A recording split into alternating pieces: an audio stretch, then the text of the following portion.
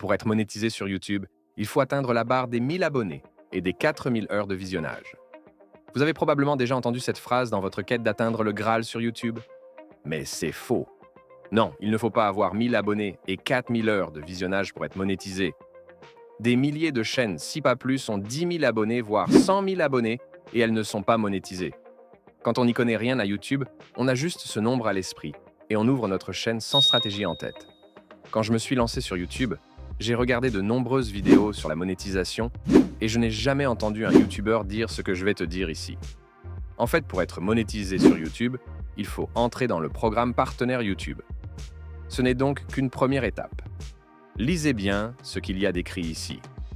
Afin d'entrer dans ce programme, il faut respecter l'ensemble des règles qui s'y trouvent.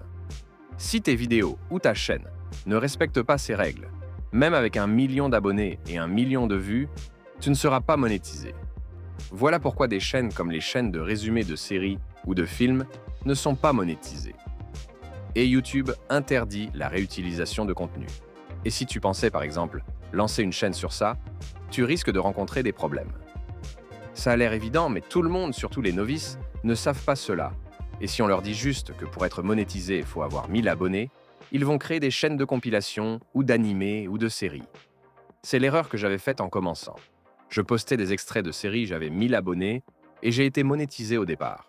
Ne vous laissez pas avoir par le mail de YouTube, car après, ils vont faire une révision de votre chaîne, et l'argent que vous aviez sur YouTube Studio va disparaître après la révision.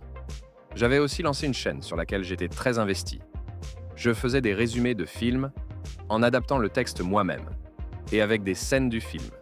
Même sans réclamation de droits d'auteur, YouTube n'acceptera pas la monétisation. Choisissez donc bien votre niche.